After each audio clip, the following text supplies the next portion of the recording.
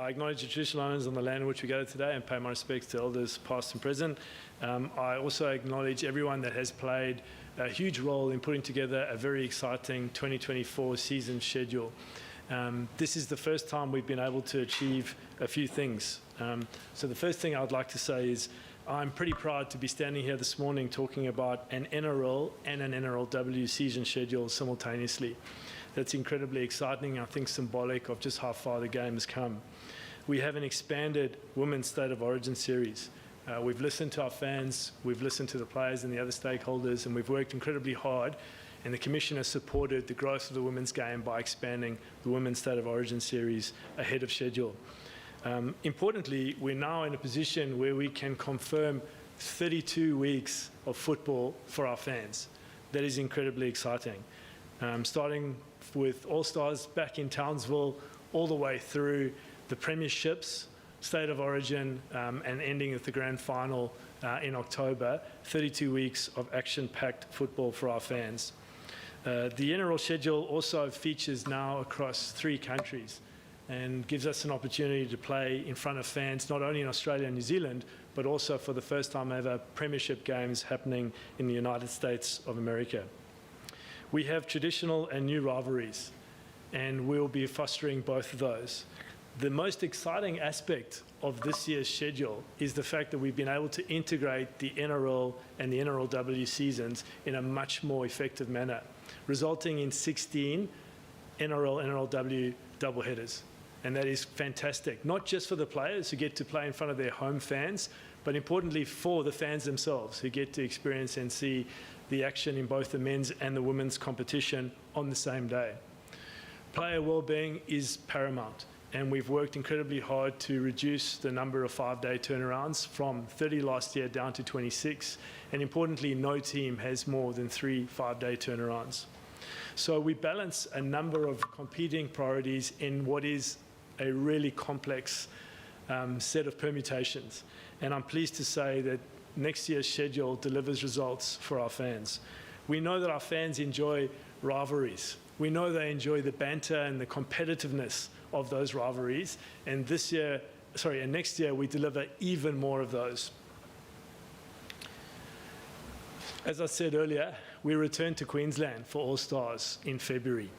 This is an important clash for both the men's and women's teams in what is truly unique and unrivaled in world sport. Not only is it a celebration of football on the day, it's a celebration and culmination of community activities throughout the week. The Preseason challenge will continue to grow, and it's filled with exciting matchups and, of course, innovation. This year, it'll be 16 teams competing as we see the reigning premiers, Penrith Panthers, head north to play the World Cup Challenge in the UK. And then, of course, we get an opportunity to enjoy the Premiership 1 week early here in Australia. Now, we're all very excited about taking Rugby League and the Premiership to Las Vegas, to American fans. But importantly, this will get beamed back on a Sunday afternoon in Australia, prime time, 1 week ahead of the regular season.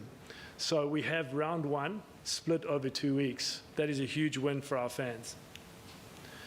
And then, of course, the Premiership kicks off with the traditional round 1 on the Thursday. It'll be a sold-out McDonald Jones Stadium with blockbusters throughout rounds 1, 2, 3, 4, 5, and 6, and so on. It is an exciting start to the season, and one that is full with rivalries and local derbies. In 2024, we'll celebrate our themed rounds. So we have multicultural round, and this year, in multicultural round, we'll have 3 matches in Western Sydney, which is something to be excited about. Anzac round returns. Of course, this time we'll be playing matches not only in Australia, but a match in New Zealand for the first time since 2015. Indigenous round with a number of huge matchups. And then Beanie for Brain Cancer round in round 15, and Women in League round in round 22 of the men's competition. And excitedly, for the first time, we'll be able to play concurrently with the NRLW Premiership, which will be in round 2. Magic round in round 11. and Magic Round with the difference. And I know often I get questions from the journalists around who is not participating in Magic Round as opposed to who is participating. But we did say when we started that we would ensure that every team has the opportunity to play in Magic Round. And pleasingly, we'll see the Newcastle Knights make their debut at Suncorp Stadium with new permutations and new matchups across the weekend. Importantly, this is an opportunity to celebrate the growth of the women's game. And in 2024, we'll see the first ever Women's State of Origin series played over 3 matches. Now, importantly, Ampol State of Origin will kick off with a women's match. And that match will be on Thursday, the 16th of May at Suncorp Stadium. And for those of you who have worked it out, that is on the eve of Magic Round. So for our fans that like to travel and descend on Brisbane for Magic Round, they'll get the opportunity to see a standalone Women's State of Origin game at Suncorp Stadium, followed by 3 days of NRL Premiership action. And then importantly, over the weeks that follow, you will see an incredibly exciting series for men's and women's competitions on Wednesdays and Thursday nights on primetime television and exclusively on Channel 9. And then, of course, on both Channel 9 and Fox, the under-19s men's and women's State of Origin matches. And we have seen in the last couple of years amazing talent unearthed in these matches, going on to sign with NRL NRLW clubs. Who will we discover in season 2024? The Women's NRLW Premiership kicks off with a record number of double headers. And as I said earlier, more matches played at home stadiums, more NRLW double headers, and more NRL NRLW double headers. That really is a mouthful, but it is importantly exciting for our fans.